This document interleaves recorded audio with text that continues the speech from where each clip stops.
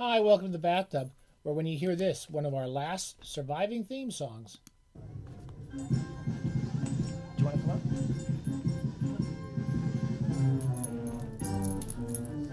Do, do. And Lucky decided to come up to say hi. Oh, you want to come say hi? Okay, don't attack me. Okay.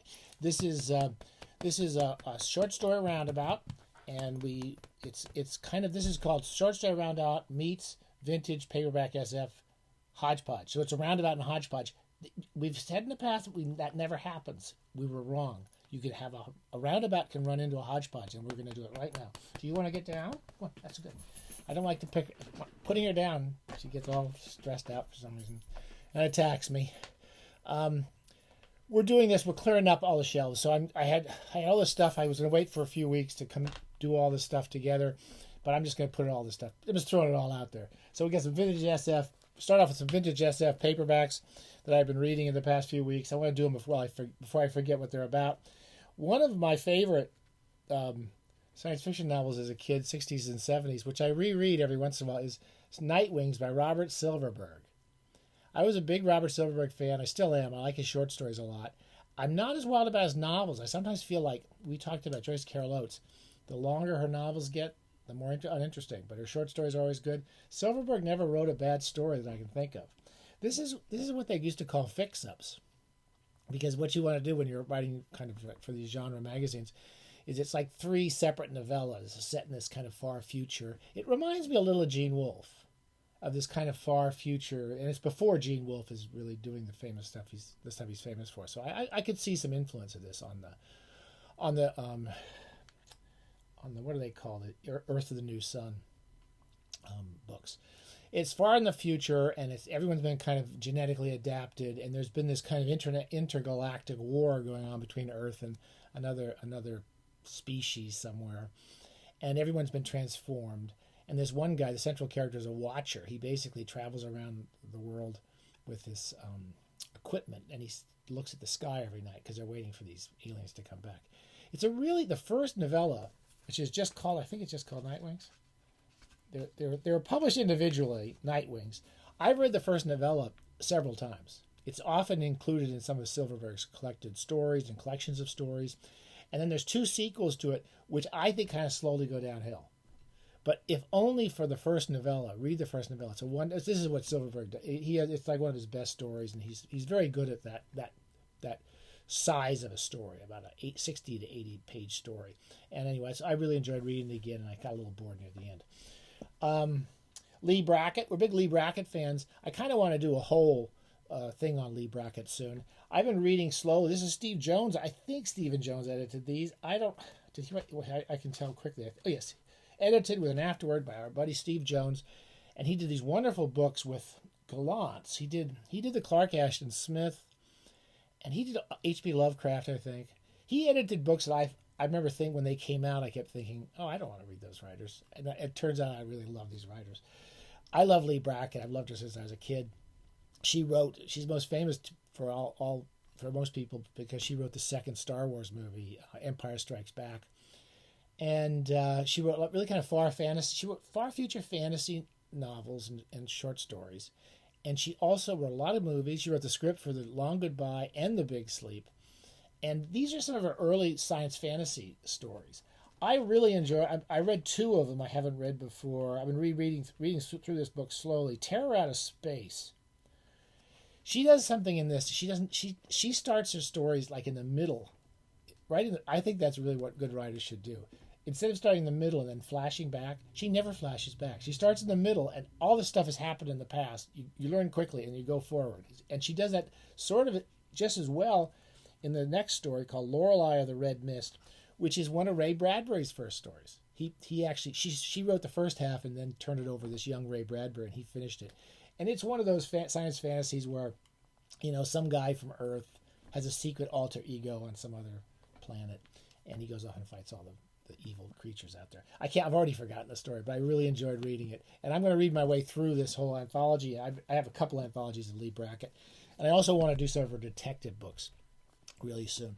We've been reading through Christopher Priest and M. John Harrison's books, which one of our From the Beginning and so forth. And I kind of jumped the gun and I read The Space Machine because I had read it. This is one of the books I read before I read much Christopher Priest, and I kind of got bored in it. And I kind of got bored about halfway through it this time too. It's good. It's a little too long for me.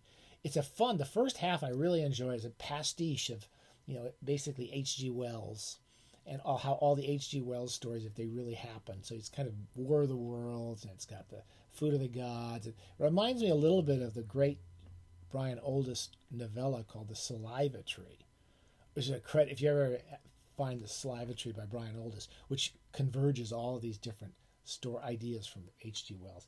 Anyway, I enjoyed it. It was a little too long for me, and it was a kind of an homage to H.G. Wells, who's obviously a big influence on Christopher Priest. But it's definitely a good wread in most of it. Went on a little long for me. The Portable Dorothy Parker. So this is now we're into the short story part of the Roundabout. That was our catching up on old SF stuff. We've been reading the short stories of Dorothy Parker. Here's a cool book to get. You really kind of want to have this book. It's a beautiful book. The Portable Dorothy Parker. I didn't know this until just recently.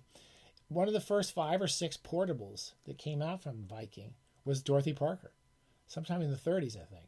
And it's been in print ever since. They've changed the contents and they've expanded it and they had new introductions written. Anyway, it has all her short stories and most, if not all, of her verse. It's got a very good introduction. Her stories are very short, very punchy, very acerbic, and very, very funny. And they're often about people being kind of horrible. Her fate, there's a story called, is that the one?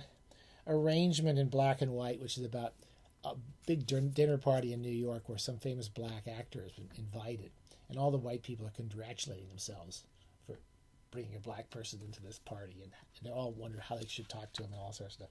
This is from the 30s and the 40s. The Lovely Leave this is sort of what Parker writes really well about, which is women who just behave horribly, and they know they're going to behave horribly. I guess Parker behaved horribly a lot of the time, and other times people loved her. And they know it's going to happen, and they can't stop themselves. It's about how this woman just ruins this visit from her husband.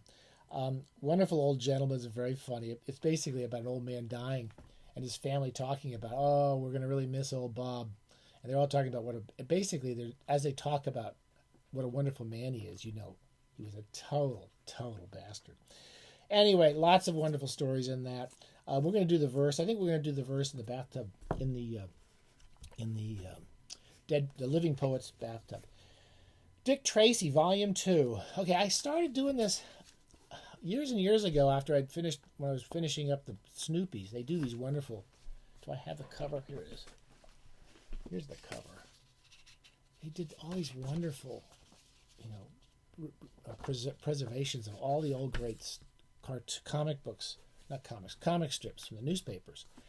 And Dick Tracy, I read him when I was a little kid, they were really crazy. Dick Tracy Goes to the Moon and stuff. I don't know if you remember the late Dick Tracy stories. They were pretty crazy, but I liked them as a kid.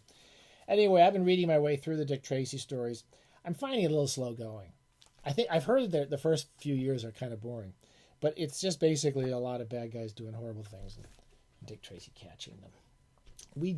I'm pretty sure we talked about it, but I don't think we did. I'm working my way through Gary Trudeau's The Portable Doonesbury and the whole series of the Doonesbury books. I just finished this one. I just think he's a genius. I'm really enjoying reading these. There's things in here about Joe Camel and Mr. Butts during the cigarette business. There's a period when Mike Doonesbury works for advertising and works for all the worst bastards in the world. Anyway, it has a lot of great stuff. It's got the first Iraq War going on in here, and every stupid thing we've ever done. And he's always on the right side of everything, old Trudeau. And they're funny. They don't feel like they're just trying to make you agree with them politically. They're very funny. And I think that's all my story. That's the entire short story Roundabout. It was kind of, but I wanted to get them all done while I was thinking about them.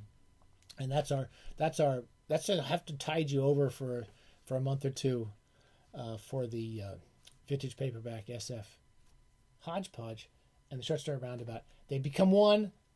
It'll never happen again. You'll never see this convergence of force. It's like a 3 planets lining up, and you can see them in front of the moon. It just doesn't happen. Okay, stay safe. Enjoy short stories and vintage old SF paperbacks.